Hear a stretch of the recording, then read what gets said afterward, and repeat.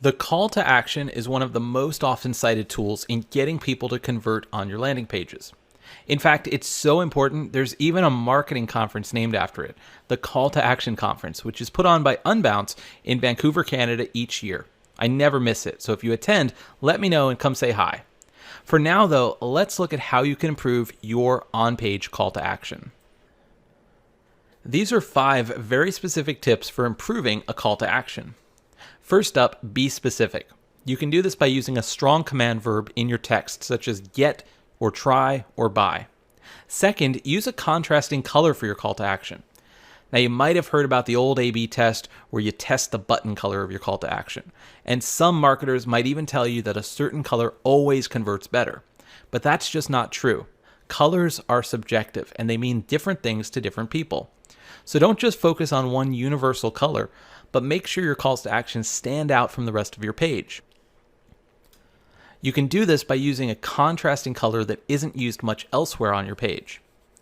Next up, you should repeat the call to action throughout the page. It's not enough to only put it at the top, as some visitors will keep scrolling. I usually aim to have the call to action at the top, middle, and bottom of the page at a minimum. You should also try to limit each page to just one primary call to action.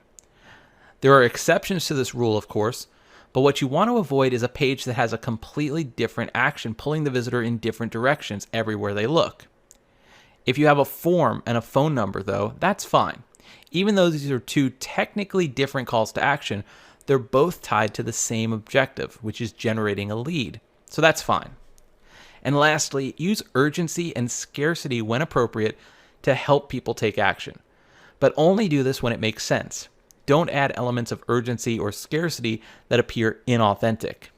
A good example of inauthentic scarcity is if you're offering a free ebook and you mention that there are only a limited number of copies available. That's just not true, and the visitor will pick up on this. So use these triggers with caution. To bring all 5 of these tips together, here's an example from Lead Pages of one of their webinar registration lead capture landing pages. They do a good job with their call to action throughout the page, and you can see that it's very specific. It says save my seat, and it stands out from the rest of the page with a contrasting color of purple. It passes what's called the squint test, where if you were to squint at this page, you'd still notice the call to action. Also, the call to action is repeated throughout the page, 3 times to be exact, at the top, middle, and bottom. They did a good job of limiting the type of call to action to just one single activity, save my seat. You don't see options to also sign up for a newsletter or buy now or anything like that. And finally, there's a slight element of scarcity here in the call to action button text. Save my seat implies that space is limited, so you better act now. This is a great way to use urgency and scarcity in a way that doesn't appear forced. Overall, this is a really well-designed page.